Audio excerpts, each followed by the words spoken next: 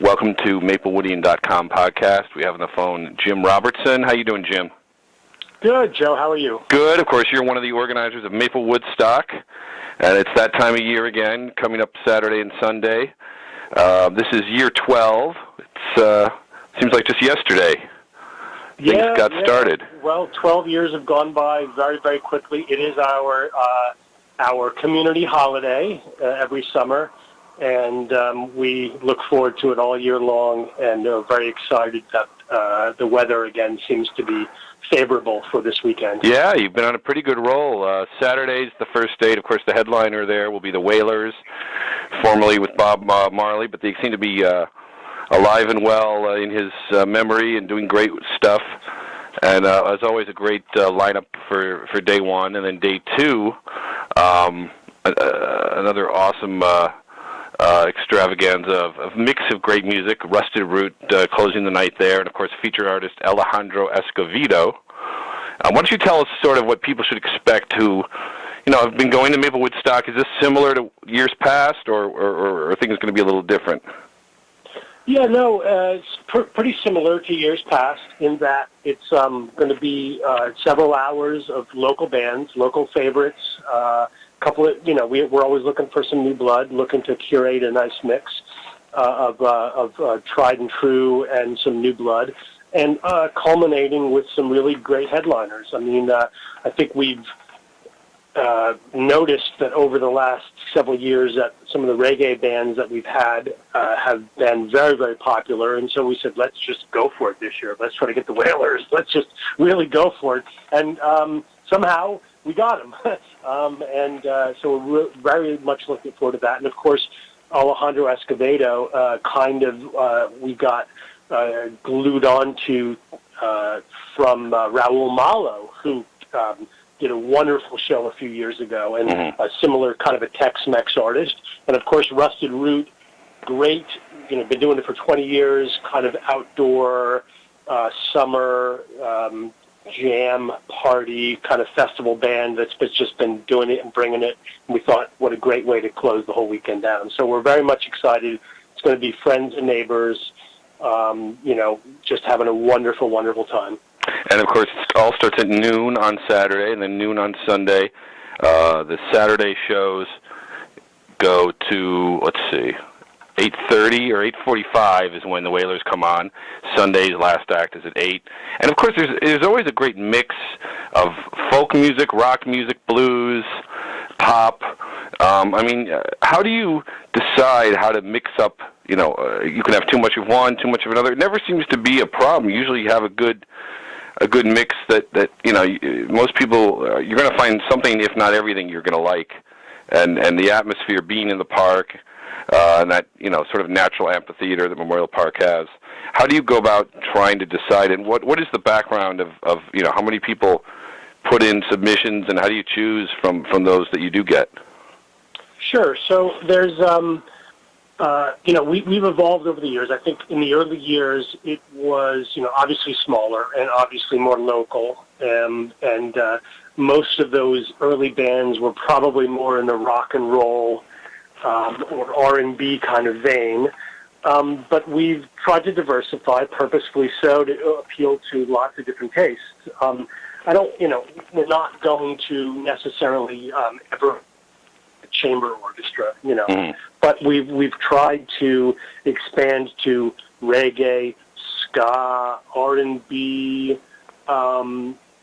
We've had some hip hop, or we've had some really kind of I don't quite know how to describe it because I'm not as young as I wish I was, but some really kind of like dance music, youthful music. We've tried a bunch of stuff, and it's really just what appeals to people. And we've got a pretty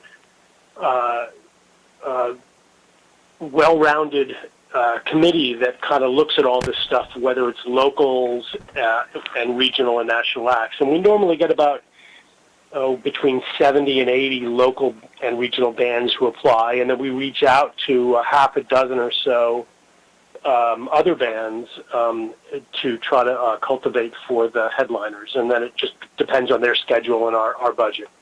And of course, the shows are absolutely free. They are covered by sponsorship and also by sales of the signs and the T-shirts, which of course are on sale prior to the show and all weekend. And you get a lot more vendors in the recent years, which seems to equal out pretty well. And how do you sort of go about choosing which vendors to have? Some are selling gifts, others a lot of food. What's the sort of financial aspect? Is it a moneymaker? Is it a money loser? Is it kind of break even? Well, no, we have a pretty ambitious budget. As we've expanded, people will notice that we have a professional stage. In the early years, we would build the stage ourselves, and it was about a foot off the grass. Now we've got a real professional stage with coverage from rain and so forth. We have a professional sound vendor. We've got and we've got headliner acts. So this is an entirely self-funded event in terms of the money that we need to put on the event with purchasing the stage and the sound and paying the headliner artists is all funded by our T-shirt sales, our lawn sign sales, the nominal fees we get from our food and arts vendors. And we've very much tried to keep it focused on music and arts. Right. And, all the vendors that we and there's kids zone vendors, and that's they have face painting and kind of bouncy rides and stuff for the kids. So it's a great family event, and kids can it's a very Joe, you've been there. It's a very self-contained kind of hillside, lawn grass event, so the kids can have a great time while the adults chill with their neighbors and friends. But yeah, it's all self-funded. We appreciate obviously the town of Maplewood's sponsorship of us in terms of allowing us to, take the park for that weekend, allowing us to, be insured under their, recreation department, contract. But other than that, it's a bunch of volunteers just doing it for the love of music and arts. That's what it's about. And we love feeling the appreciation of the community coming back toward us, just knowing that people look forward to this for 12 months. And it seems like the history, I don't recall any real bad incidents, violence or scuffles. No, never. I mean, it's such a great record of it is, and that sometimes these events can get out of order, but it really doesn't seem to have. What do you attribute that to? Is it just the town? Because you get out of towners, obviously. It's the town. This is a great town to live in, to work in, to raise your kids in, to participate in cultural events. As an audience member or as a volunteer, there's so many wonderful things happening in this town of Maplewood, and I include South Orange as well, since I actually live in South Orange, and we share a school system, and we're sister towns, obviously. Absolutely, the two towns. It's just a great community, and people appreciate the arts. People support the arts and cultural events, and events like this that feed the soul. That's what it's about. You can go to work, 40 hours a week. You can work 60, 70 hours a week, but and we all do. Everyone works hard, but you know what? There's a value to having community in a great place where your kids can grow up and where people appreciate, the creative and cultural side of things. And how many bands submit to get a spot in the lineup? Is that up or down? So for the local bands, we have an annual open application process. Right. We run that late January every year till late February or maybe early March, and we normally have about 70, 80 bands. It's a very competitive process. It's kind of plateaued to be about half of those bands are bands we know who play around the area. Sure. And another half of those bands are new bands we've never heard from. Either they've newly formed or they're applying from, Brooklyn, or they're applying from Philadelphia, or they're applying from down the shore. They've just heard of this festival, or they have friends in the area, or maybe even a band member in the vicinity, and so we have a big listening party, and then we decide, okay, it's difficult, and obviously some bands get disappointed. They're not chosen, but we try to program the lineup to have a good mix of styles and familiar and new blood, as I've said. Now, the other thing is you're going to have, again this year, the beer garden. I know that's been, when the township committee reviews it, it gets a little concerned, but there's been really no problems with that. And how has it gone in terms of raising money or working just from a fundamental point during the shows to have the beer garden? Yeah, well, the beer garden we started... I think 4 years ago? Yeah, I'd have to look it up to be sure, because all the years kind of blur together. But 3 or 4 years ago, we said, all right, how can we try to bring, some more value to the event? And, honestly, it's also a little bit of a revenue raiser for us, So we as we have this professional stage and this professional sound, company, and these headliners like the Wailers and Rusted Root and Alejandro Escobedo and the Smithereens and Marshall Crenshaw and so forth and so on from past years, we need to pay for all this. And so the beer garden was one way that we said, all right, is this a win-win? Can we raise some money to fund this and keep it free, which is our, a goal very close to our hearts, and is this something that will also add some value? So we thought, let's try it, and it seems to be working. People, seem to be enjoying it, and, those who do not want to partake or have other avenues to enjoy themselves are, fine with it as well. So that's the kind of the deal on the beer garden. And I know there's another rule this year that seemed like it's been sort of an unofficial limit, but I think you made it more of a rule, the canopy and tent limit, that will only be the first 2 rows, or I should say the last 2 rows, kind of the hillside will be allowed for I'm tents. glad you reminded me of that, because, yes, so as the crowds have grown over the years, you've seen yourself, Joe, that the hillside has become more and more crowded, and we're both, and we've done things like we've laid out some aisles. Yeah, I do recall that. There's rope string aisles, which seem to be very helpful. Yes. Yeah, to let people kind of go up and down. Sure.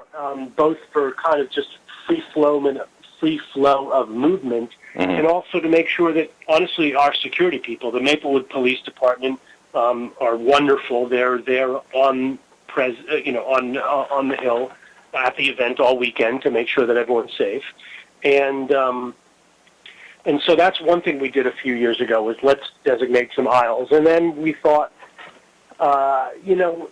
we need to come up with some kind of rule that will allow everyone to enjoy the event. We don't want people to be pitching tents in the middle of the amphitheater of the hill and blocking people behind them. So how can we come up with some kind of a system? And so we said, all right, this year, let's try it. We're going to draw a line on the hill upon which, above which people can put their canopies and tents and, so forth, and below which you've got to be lower down. You can't have any kind of blocking thing. And, most people are very, very cool about it, and very much, again, it's neighbors. So you look over, oh, you're from 2 blocks away. Oh, I know you from the train in the morning. So most people are very, very cool about it.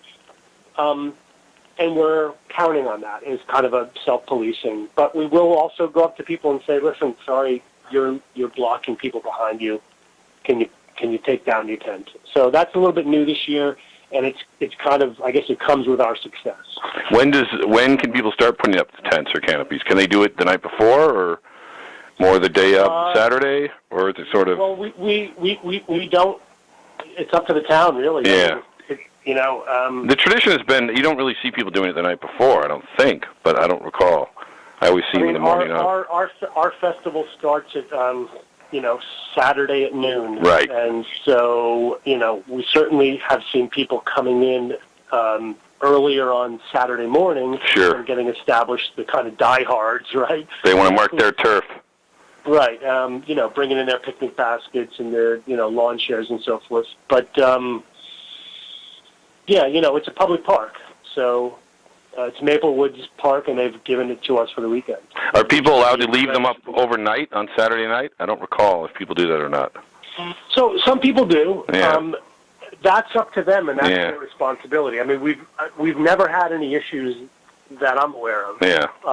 Most people who do, put a canopy up at the top of the hill, or put down a lawn blanket, who leave it, kind of, tuck it in or pull it down. Mm-hmm.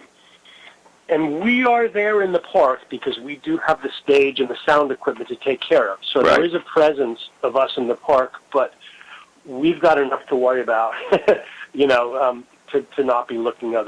Do you have people there overnight, Saturday night? We do, yeah. That makes sense because like you said, everything's set up. It's equipment. It's valuable merchandise. But we are watching the stage and the equipment, and we're not looking at if a rainstorm comes in or a wind storm comes in or if there's any other situation in the park.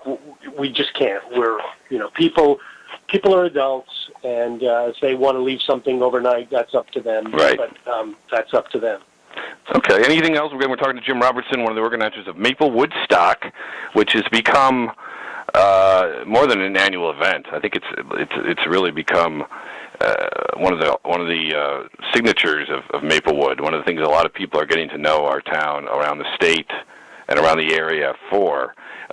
Any other new things that are coming in this year, or things you've ended or changed in other ways that people should know about? Well, what people should know is, come,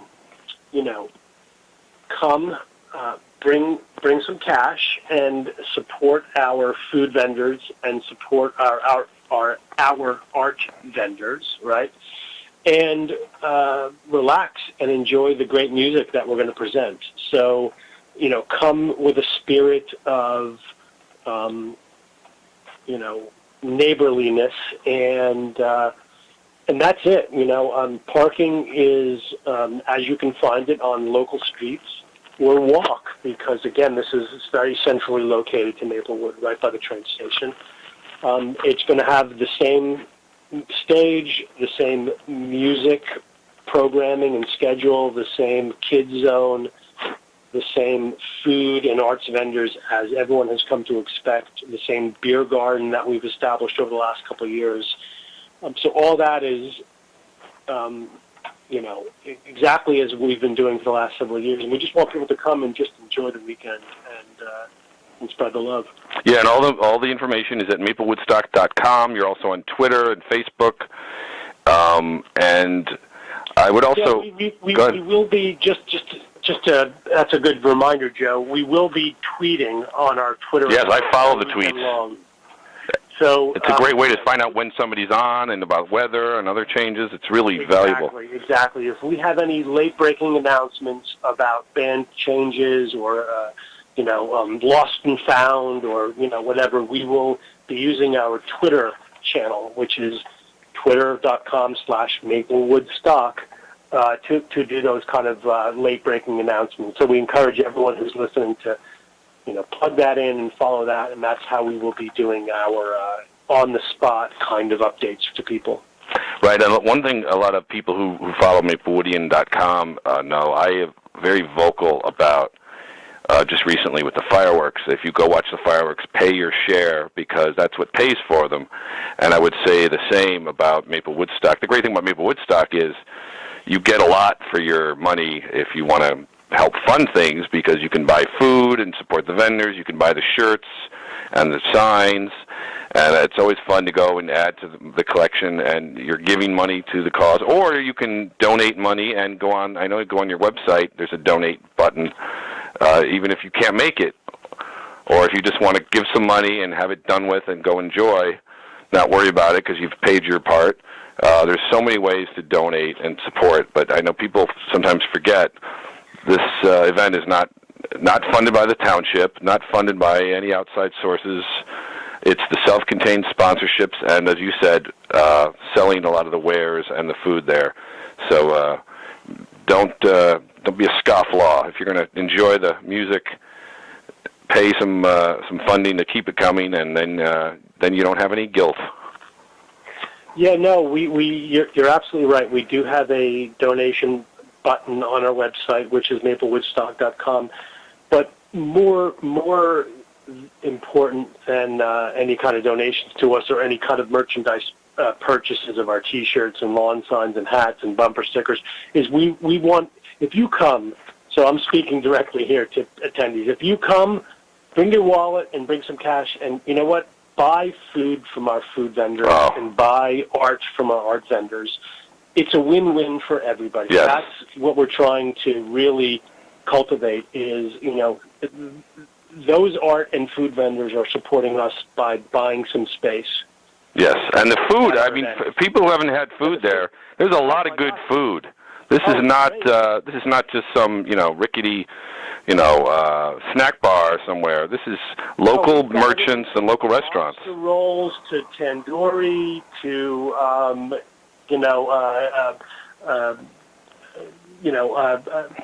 salads and, of course, your regular hot dogs and hamburgers and lemonades and, vegan burgers. There's a ton of great food. We've got 18 to 20 different food vendors. And most of them are local vendors. I mean, we're talking Abel Baker. Oh, yeah. We're talking Susie Q's, this barbecue place in West Orange.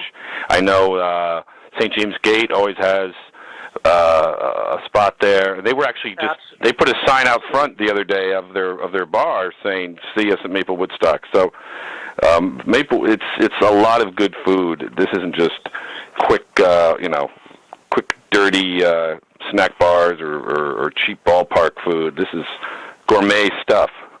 Lots of people bring out their picnic baskets and make a little feast, but we want everybody also to go up and support them. I've also seen people get art vendors. There's T-shirts for sale. There's jewelry for sale. There's artwork for sale. There's a ton of great local artists who are selling their stuff as well. Excellent. Well, thank you, Jim Robertson, one of the organizers of Maple Woodstock. Maple Woodstock begins Saturday morning, or I should say noon, and then ends Sunday night, and lots of music and food and goodies in between. Follow it on Twitter, follow it on maplewoodstock.com, and we'll be keeping updates here on maplewoodian.com. But looks like you're going to have a great weekend and another successful run of this great event. Great. Thank you, Joe. Thank you. Good luck.